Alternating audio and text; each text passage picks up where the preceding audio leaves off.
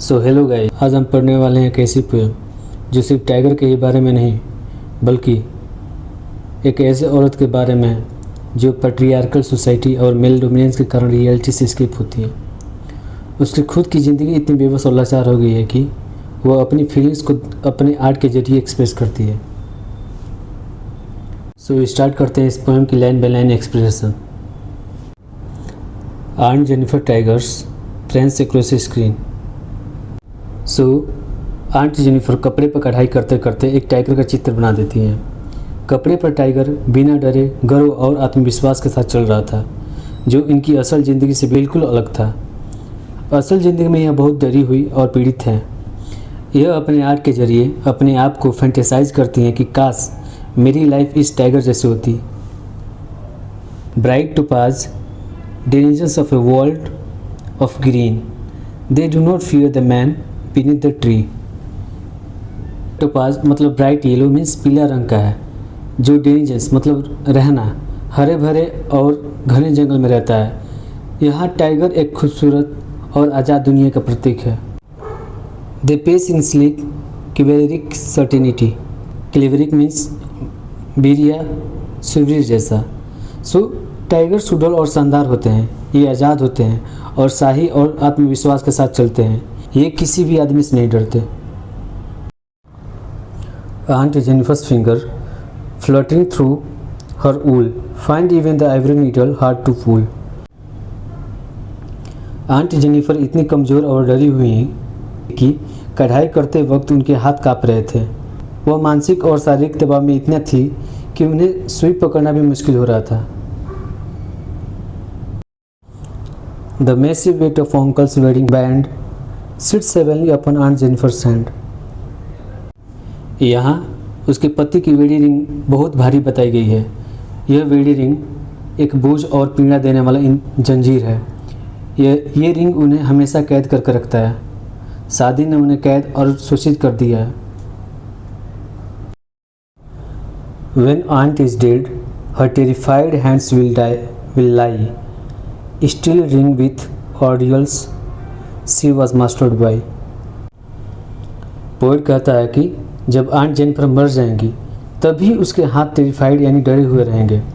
Poet बताता है कि उनका डर टेम्प्रोरी नहीं था, उन्होंने पूरा जीवन डर और दबाव में गुजारा है और शादी और सोसाइटी का प्रेशर उसके साथ मरते दम तक रहेगा।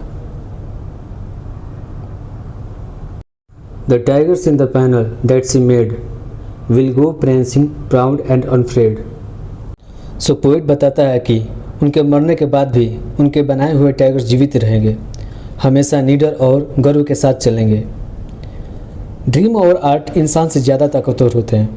आंट जेनिफर की ज़िंदगी डर से भरी हुई थी।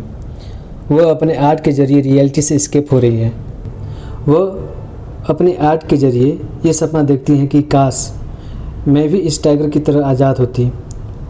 वह भी खूबसूरत और आज़ाद दुनिया देखना चाहती थी। अब हम पढ़ेंगे इस पोएम की सेंट्रल आइडिया। सो ये पोएम वुमेन ऑपरेशन को दिखाती है और आंट जेनिफर एक ऐसी औरत थी जो शादी के बाद दबकर जी रही थी, उन्हें दबा कर रखा गया था। सो पहला पॉइंट है marriage is equal to burden.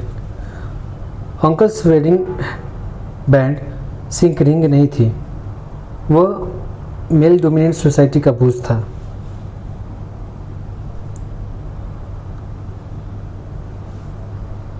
Second point है फियर वर्सेस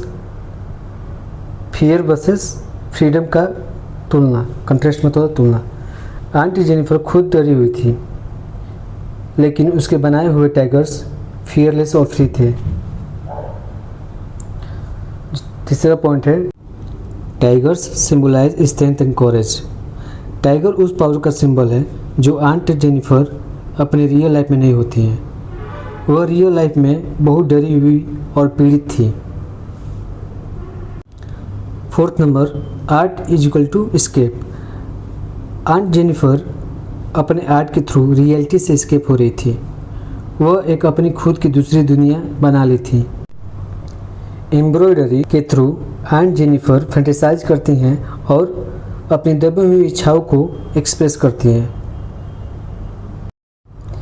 5वां पॉइंट, पैट्रियार्कल सोसाइटी की क्रिटिसिज्म। पोएट समाज पर सवाल उठाता है कि क्यों औरतों को हमेशा दबा दिया जाता है। 6वां point, suffering even from death. Poem की एंड में भी आंट जेनिफर ऑपरेशन से फ्री नहीं होती। ये प्रॉब्लम की सीरियसनेस दिखाता है। और 7वां और लास्ट पॉइंट है, tigers remains eternal. Aunt Jennifer मर भी जाए पर उसके टाइगर हमेशा फियरलेस रहेंगे।